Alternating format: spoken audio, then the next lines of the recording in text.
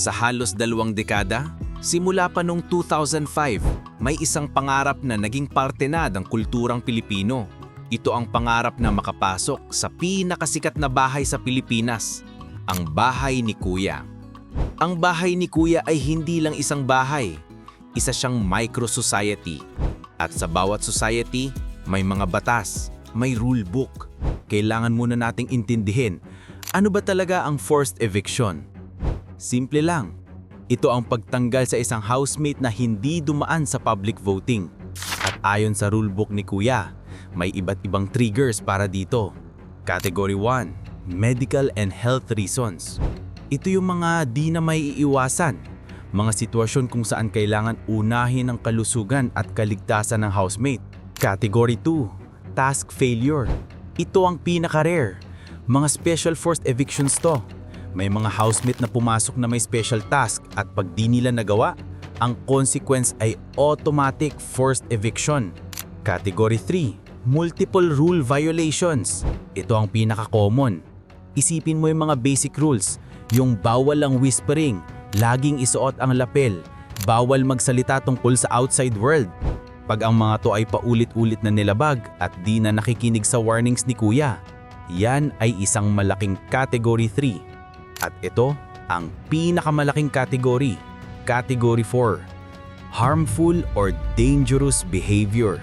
At ito ang pinakaseryoso, mga actions na lumagpas na sa boundary, mga bagay na naging delikado, naging bayolente, o nagdulot ng seryosong discomfort at threat sa ibang housemates. Noong nagsimula ang PBB, hindi pa alam ng tao kung gaano ka-strict si Kuya. Dito, itinatag ang mga unang batas at nakita natin ang mga unang lumabag. Sa pinakaunang season, 2 agad ang na-force evict. 1. Bob De La Cruz. Ang unang-una sa listahan pero ang kaso niya ay Category 1, medical. Si Bob, na tinagurihang aspiring politician, ay dinala sa ospital on day 51. Nagka-stress-related symptoms siya at heart ailment. Lumagpas siya sa 24-hour deadline para makabalik, kaya by default, na-force evict siya for health reasons. 2. Franzen Fajardo. Ito na, si Franzen ang isa sa mga unang pasaway housemate. Ang kaso niya ay isang classic Category 3, multiple violations. Sobrang dami niyang violations. Lapel, whispering, pagtalon sa pool ng may lapel. Matapos noon, Franzen violated the rules again by mouthing secret messages. Final na ang desisyon, forced eviction. Sa unang celebrity edition, isa lang ang na-force evict. 3. Mitch Dulce. Ito ay isa na namang Category 1, medical. On day 21, ang fashion designer na si Mitch Dulce ay nagkaroon ng anxiety-induced asthma attack sa loob ng bahay. Kailangan niya ng agarang medical attention sa labas, kaya siya ay na-force evict para sa kanyang kalusugan. Sa unang teen edition, nakita natin ang unang teenager na na-force evict. 4. Bam Romana. Siya ang unang teenager na na-force evict. Ang rason ay Category 3, multiple violations. Ayon mismo kay Kuya, sa grupo ng mga nominado for violations, si Bam ang may gravest violations at paulit-ulit na paglabag sa house rules. Ito ang isa sa pinakatumatak na forced eviction sa history. 5. Marie Chris Dizon. Ito ay isang malinaw na Category 4, harmful behavior. Nagkaroon ng matinding away sa pagitan nila ni Bea So. Sa gitna ng komprontasyon, narinig si Marie Chris na nagsabi ng threatening remarks kay Bea. Yung sikat na acting your age line ay dito nangyari. Dahil sa bigat ng kanyang mga banta, Kuya had to step in. It was a serious situation at si Marie Chris ay agad na pinatawanan ng forced eviction. Sa season na to, 2 celebrities ang na-force evict. 6. Baron Geisler. Si Baron ay na-force evict din for Category 3, multiple violations. Ito yung time na naging very aggressive siya, na-highlight ng pagsuntok niya sa pader ng confession room at yung matinding away nila ni Mitch Dulce. 7. John Avila. Si John ay na-force evict for Category 3, violations. Ang specific na kaso niya, Umamin siya na influence niya ang nomination process na isang major rule violation. At ang huli sa era na to, 8. Priscilla Navidad. Ito ay isang Category 3, multiple violations. Si Priscilla, ang deaf dreamer of Davao, ay na-force evict dahil sa mga paglabag niya sa rules ni Kuya. We are now entering a new era. Mula 2009 hanggang 2011, tila nag-iba ang ihip ng hangin sa bahay ni Kuya. Sa loob lang ng 3 seasons, nagkaroon ng total of 16 forced evictions. 5 tao ang na-force evict sa season na to. 9, 10, and 11. JM Lagumbay, Kenny and Tofi Santos. Ito yung rare na Category 2, task failure. Sila yung kambal. Ang secret task nila was to swap places between the 2 houses without anyone noticing.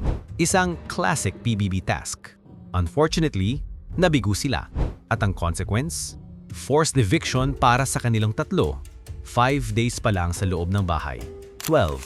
Yel Punsalan. On day 26, si Yel ay na-force evict. Ang rason? Category 3, multiple violations. Specifically, for talking about nominations. 13. Tom Rodriguez. Yes, the Tom Rodriguez. On day 42, na-force evict din siya for Category 3 violations. Years later, lumabas ang mga kwento na even back then, he had issues with anger management sa loob ng bahay, which likely led to those violations. Ang season na to ang may hawak ng record. Pinakamaraming forced eviction sa iisang season. 5 tao ang na-force evict sa season na to. 14. Michael. Category 3. Maraming violations. Kasama na ang di pagsusuot ng lapel at pagtulog sa maling oras. 15. Jenny. Isa na namang Category 2, task failure. Siya ay na-force evict dahil sa pagkabigo sa isang task. 16. Angelo. Ito naman ay Category 1, medical. Si Angelo ay na-ospital at katulad ni Bob de la Cruz, di siya nakabalik within the 24-hour rule. 17. Shay. Isa na namang Category 3, multiple violations. 18. Eslov. At dito, mayroon na namang Category 4, dangerous behavior. Si Eslov ay na-force evict after isang nakakatakot na incident. Nagkaroon sila ng away ni Trisha at sa gitna ng away, tinutukan niya si Trisha ng kutsilyo. Kahit sinabi niyang biro lang. Para kay Kuya, that crossed a major line. At ang huling season ng pressure cooker era, hindi 5, kundi 6 na tao ang na-force evict. 19. Reg Pineda, Category 3, na-force evict dahil sa iba't ibang violations, kasama na ang di pagsusuot ng lapel at pagtulog sa maling oras. 20. Mark Luz, Category 3, paulit-ulit na paglabag sa house rules. 21. RJ Padilla, Category 3, multiple violations din. 22. Kim De Guzman, Category 3, multiple violations. 23. Denise Joaquim, isang very specific Category 3, na-force evict siya for whispering at ito ang crucial, talking to another housemate about the public perception of her. 24. Jessica Conelli. Ito yung isang special case. We can call this a forced voluntary exit. Si Jessica, paulit-ulit nang sinasabi na di na siya masaya at gusto na niyang mag-quit. Imbis na basta-basta siyang payagan, Kuya gave her tasks para i-formalize ang exit niya, kasama na ang pagsulat ng I quit sa salamin. Pinili niyang sumuko, siya ay forcibly evicted as a consequence. Isa tong importanteng kwento about choosing your mental health. After ng Unlimited, tila kumalma ang bahay. Walang forced eviction sa PBB Teen Edition 4, walang forced eviction sa PBB 77. Pero pagdating ng 2014, nagkaroon ulit. 25. Ses Visitasyon. After ng ilang taon na kapayapaan, nagkaroon ulit ng Category 3.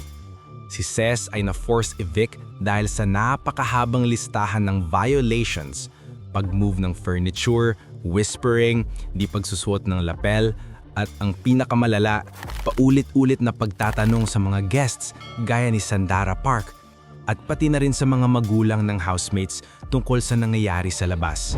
This is a major rule. After ni Ses, tumahimik ulit.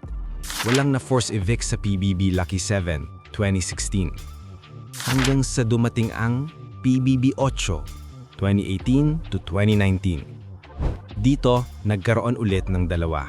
At yung isa, ang pinakaseryoso sa lahat. 26. MJ Sevilla. Ito ay isang malungkot na Category 1, Medical. On day 43, Kuya announced na kailangan ng i-force evict si MJ. Nagkaroon siya ng medical condition that required hospital confinement.